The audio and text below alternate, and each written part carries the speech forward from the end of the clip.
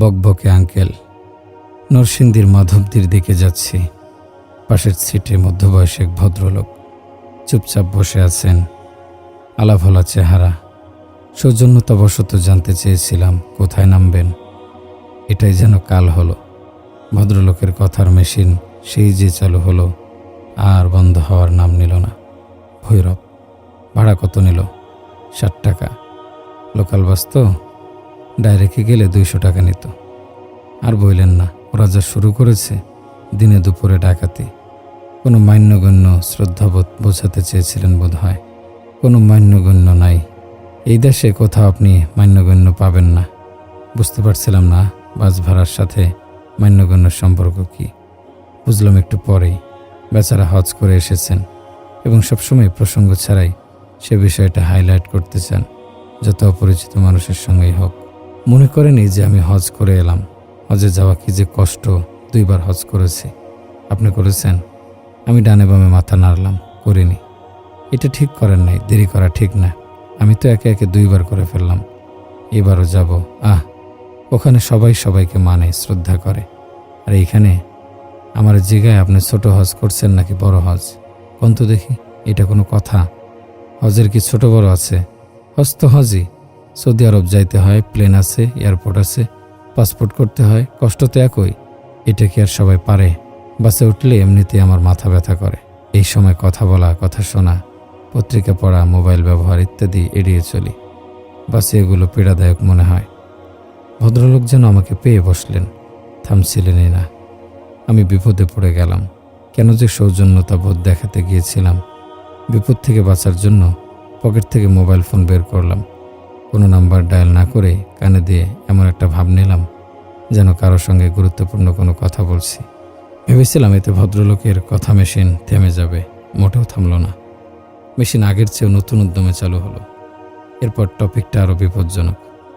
আপনি তো হুজুর মানুষ, দাড়ি নিয়ে কিছু কথা বলি, মনে কিছু করবেন না। দাড়ি রাখি নাই দেখে এলাকার ছেলেপিলেরা বলে, কিসের হজ করলেন কাকা, দাড়িটাই রাখতে পারলেন না? আমি তো জানি কি জন্য দাড়ি রাখি নাই। কি বলেন জানি না? মনে করেন দাড়ি রাইখে যদি আজে বাজে কাজ করি তাহলে দাড়ির অপমান হইব না? অগর খালি একটাই কথা, দাড়ি রাখেন না, নামাজ পড়েন না। অগর চেয়ে কি আমার বুঝ কম?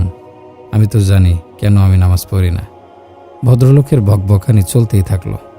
আমাকে কিছু বলার সুযোগও দিলেন না। তাকেও কোনো অজুহাতে থামানো গেল না। পকেটে টিস্যু আছে, ইচ্ছা করছিল কানে টিস্যু গুজে দিয়ে বসে থাকি, কিন্তু এই ভদ্রলোকের কাছে টিস্যু পিছু পাত্তা পাবে বলে মনে হলো না। এর মধ্যে আমার গন্তব্য এসে গেল। নেমে যেতে বাধ্য হলাম। নয়তো কথা বলার সুযোগ পেলে বলতাম, হাজী সাহেব, ছেলেপেলেরা তো ঠিকই বলেছে, হজ একটা ফরজ কাজ। আল্লাহ আপনাকে দিয়ে সেই কাজটা করিয়েছেন, অথচ আপনি আজে বাজে কাজের বিনিময়ে হজের গুরুত্বকে তুচ্ছ করে দিচ্ছেন। আজে বাজে কাজ আপনাকে দাঁড়িয়ে রাখা থেকে দূরে সরিয়ে রেখেছে।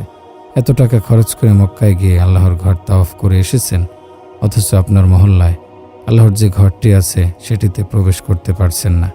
এর চেয়ে দুর্ভাগ্যের বিষয় আর কি হতে পারে? এই বকবকে আঙ্কেলের মতো অনেকেই আছে, দিনকে নিজের খেয়াল খুশি মতো ব্যবহার করছে।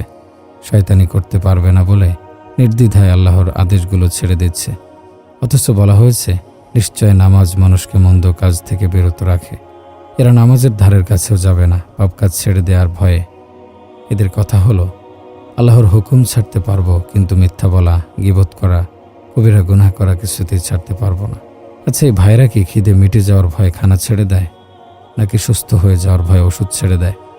তা তো ছাড়ে না, বরং খাবার সামনে পেলে বাপকেও ভুলে যায়। আর যদি বিয়ে বাড়ির খানা হয় তাহলে তো কথাই নেই, পুরো খানদানকে ভুলে গপাগপ খেতে থাকে। তেমনি অসুখ বিসুখে কখনো দৌড়ায় ডাক্তারের কাছে, যত টেস্ট আছে দেন, তবুও সুস্থ হওয়া চাই। কখনো দৌড়ায় কবিরাজের কাছে, লতা পাতা ডালপালা যা আছে খাওয়ান, তবুও সুস্থতা চাই। শরীরের খিদে তো গলা পর্যন্ত মেটায়, কিন্তু অন্তরের খিদের ব্যাপারে এলে শুরু করে নানান রকম টালবাহানা। দেহের সুস্থতার জন্য তো লন্ডন আমেরিকা দৌড়ায়, কিন্তু আত্মার সুস্থতার জন্য বাড়ির কাছের মসজিদে যেতে পারে না। আল্লাহ হেদায়েত দিন।